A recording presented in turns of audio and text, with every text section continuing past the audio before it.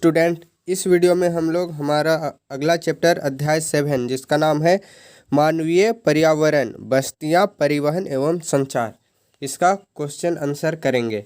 देखिए, पहला नंबर में है रिक्त स्थानों की पूर्ति कीजिए, जिसका पहला नंबर है कम दूरी के यातायात के लिए सर्वाधिक उपयोग किया जाने वाला मार्ग है। किसका प्रयोग हम लोग सबसे ज़्यादा करते हैं? सड़क मार्ग का सबसे ज़्यादा प्रयोग करते हैं। यहाँ पर आप लोग को दिख रहा होगा पहला नंबर के लिए सड़क। फिर हमारा दूसरा है अधिक दूरी तक भारी एवं बड़े आकार के सामान को ढोने के लिए खाली स्थान सबसे सस्ता साधन है, तो इसका आंसर हो जाएगा जल मार्ग। फिर तीसरा है सर्वाधिक महंगा यातायात का साधन खाली स्थान है, तो वायु परिवहन सर्वाधिक महंगा है। चौथा है संदेश अथवा विचार को एक स्थान से दूसरे स्थान तक पहुंचाए जाने को खाली स्थान कहते हैं, तो इसको बोलते हैं संचार। फिर पांचवा है भारतीय रेल विश्व की खाली स्थान बड़ी रेल है, तो चौथा सबसे बड़ी रेल है, रेल मार्ग है। फिर अगला है सही उत्तर लिखें। हम लोग को ऑप्शन दिया हुआ है और उनमें से हम लोग को एक को टिक मारना है। पहला है विश्व का सबसे ऊंचा सड़क मार्ग कौन सा है? तो विश्व का सबसे ऊंचा सड़क मार्ग ये मनाली राजमार्ग है, जो कि भारत में ही स्थित है।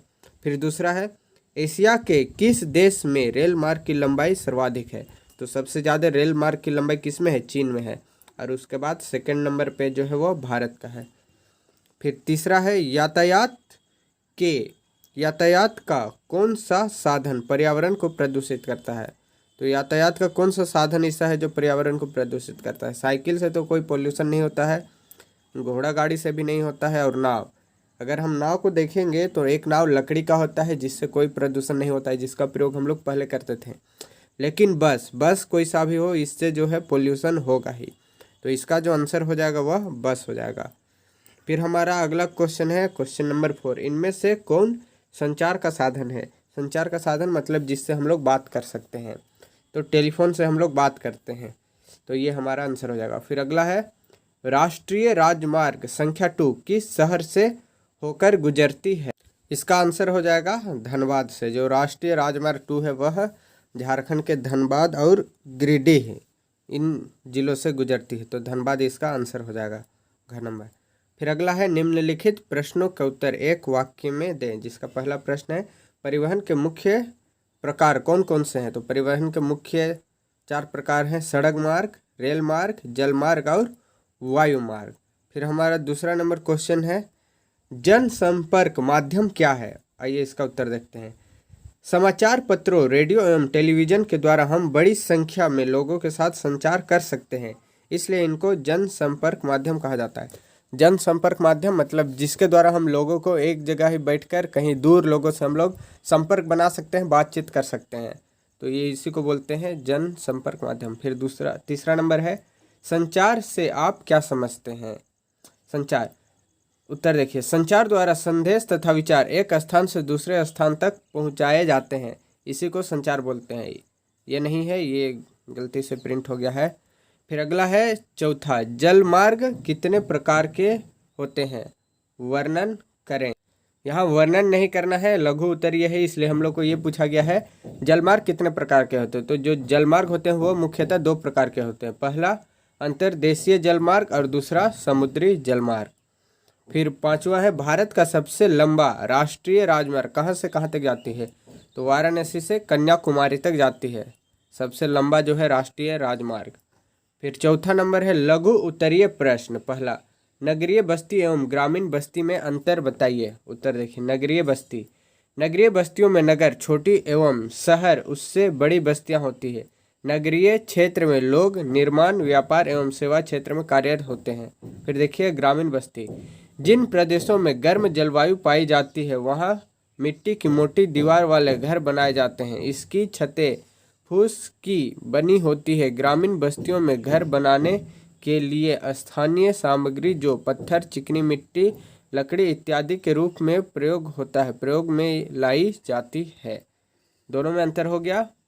जो नगरीय बस्ती है वह छोटे शहर बोल सकते हैं हम लोग, जहाँ पर जो निर्माण, व्यापार या फिर सेवा क्षेत्र का कार्य किया जाता है, जबकि ग्रामीण बस्ती जहाँ पर लोग मुख्यतः जलवायु या फिर प्राकृतिक रूप से डिपेंड करते हैं, घर बनाने के लिए भी जो भी वहाँ पत्थर मिल गया, मिट्टी मिल गया, लकड़ी मिल गया, उन्हीं से खाते हैं या फिर जीविका के लिए भी उन्हीं पर निर्भर रहते हैं। फिर दूसरा है, भारत में कितने प्रकार के रेल मार्ग का विकास हुआ है? तो भारत में मुख्य 3 प्रकार के रेल मार्ग है और इसको हम लोग गेज के आधार पर बांटते हैं। पहला है बड़ी लाइन अथवा चौड़ी गेज और यह 1.676 मीटर चौड़ी होती है। दूसरा है माध्यम लाइन या फिर मीटर गेज, यह 1.0 मीटर चौड़ी होती है। और लास्ट है छोटी लाइन अथवा संकरी गेज, यह 0.61 मीटर चौड़ी होती है। तो मुख्यतः 3 प्रकार के रेल मार्ग का विकास हुआ है। फिर अगला है तीसरा नंबर, झारखंड में रेल मार्ग की तुलना में सड़क मार्ग का विकास अधिक हुआ है, क्यों? देखिए इसका आंसर, झारखंड का अधिकांश भाग उबड़ खाबड़ एवं पठारी है, अतः रेल परिवहन की तुलना में सड़क परिवहन का विकास अधिक हुआ है। भूमिगत सड़कों को भूमिगत मार्ग, सबवे कहते हैं। फ्लाईओवर व्यस्ततम सड़कों के ऊपर बनाए जाते हैं। सड़कों को बनाना तथा इनका रख रखाव मैदानों एवं कम ऊंचाई वाली जगहों पर कम खर्चों में किया जा सकता है। यही कारण है कि जो झारखंड में रेल मार्ग की तुलना सड़क मार्ग का अधिक विकास हुआ, क्योंकि यहाँ अधिकतर पठारी भाग है और ऊबड़ खाबड़ है, तो यहाँ पर आसानी से रेल नहीं बिछाया जा सकता, वह बहुत खर्चीला होगा, जबकि सड़क मार्ग उतना खर्चीला नहीं है। फिर अगला देखिए, हम लोग को अंतर बताना है। पहला में है ग्रामीण बस्ती और नगरीय बस्ती। इसमें तो अंतर हमने अभी ही देख लिया, एक बार फिर देख लिए। नगरीय बस्ती, नगरीय बस्तियों में नगर छोटी एवं शहर उससे बड़ी बस्तियां होती हैं। नगरीय क्षेत्र में लोग निर्माण, व्यापार एवं सेवा क्षेत्रों में कार्यरत होते हैं। फिर है ग्रामीण बस्ती, जिन प्रदेशों में गर्म जलवायु पाई जाती है वहाँ मिट्टी की मोटी दीवार वाले घर बनाए जाते हैं। इसकी छतें फूस की बनी होती हैं। ग्रामीण बस्तियों में घर बनाने के लिए स्थानीय सामग्री जो पत्थर, चिकनी मिट्टी, लकड़ी इत्यादि के रूप में होती है प्रयोग में लाई जाती है। फिर अगला है सड़क मार्ग और रेल मार्ग। इनमें हम लोग को जो है वो अंतर बताना है। पहला देखिए सड़क परिवहन। सड़क परिवहन उपभोक्ता के घर तक सेवा प्रदान करता है। फिर ख में है इनके निर्माण तथा रख रखाव में अधिक निवेश नहीं करना पड़ता है। फिर ग में है शीघ्र नाशवान वस्तुओं की ढुलाई के लिए लाभदायक है। फिर घ में छोटी दूरी के लिए सड़क परिवहन लाभदायक है। फिर लास्ट है सड़कों की यात्री तथा माल अधिक ढोया जा सकता है। सड़कों से जो यात्री तथा माल अधिक ढोया जा सकता है। फिर है रेल परिवहन। रेल लंबी दूरी के लिए अत्यधिक उपयोगी है। फिर ख है रेल मार्ग से कच्चा माल औद्योगिक प्रदेशों तक ले जाया जाता है। फिर ग नंबर में है तैयार माल को देश के आंतरिक भागों में पहुंचाया जा सकता है। घ इससे आर्थिक विकास में तेजी आती है। और भारी सामान रेलों द्वारा ही ढोया जाता है।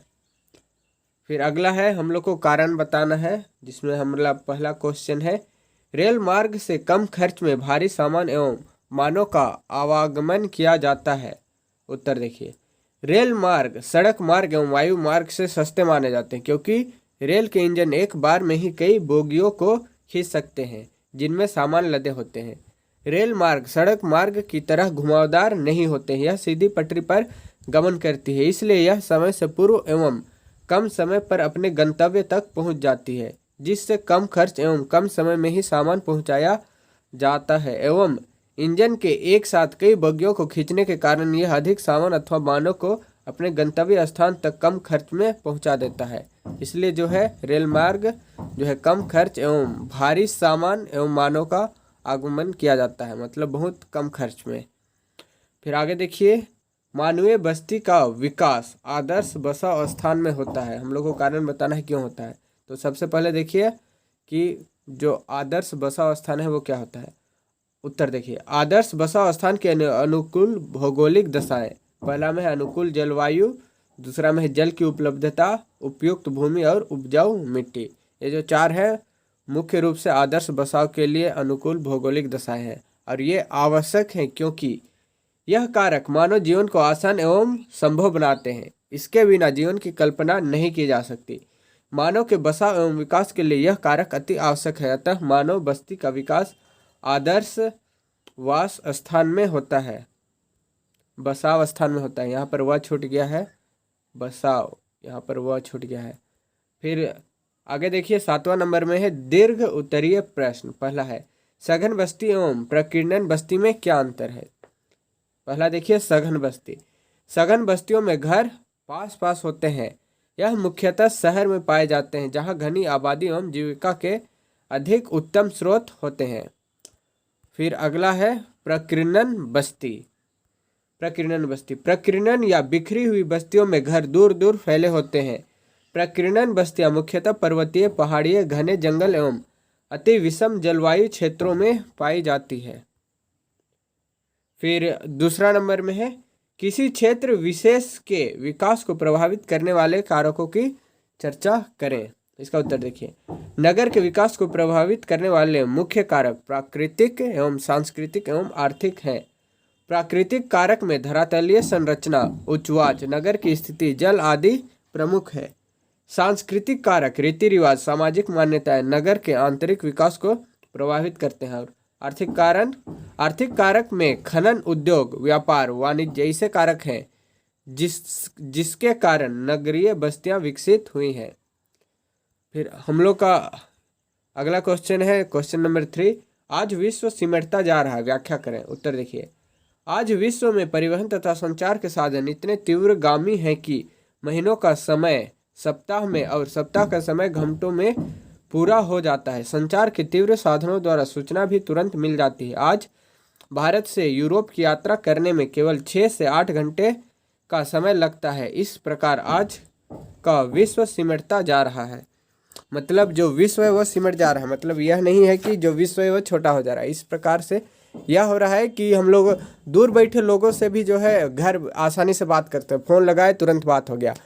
या फिर जो पहले जब हम लोग को 3 दिन का समय लगता था कहीं आने जाने में, वह आज हम लोग हवाई जहाज़, रेल या फिर गाड़ी के माध्यम से 1-2 घंटे में जा सकते हैं। इसलिए कहा जा रहा है कि विश्व जो है सिमटता जा रहा है। यदि वीडियो पसंद आया तो इस वीडियो को लाइक करें, शेयर करें एंड कमेंट करें और इस चैनल को HDS ट्यूटोरियल को सब्सक्राइब करें। Thank you.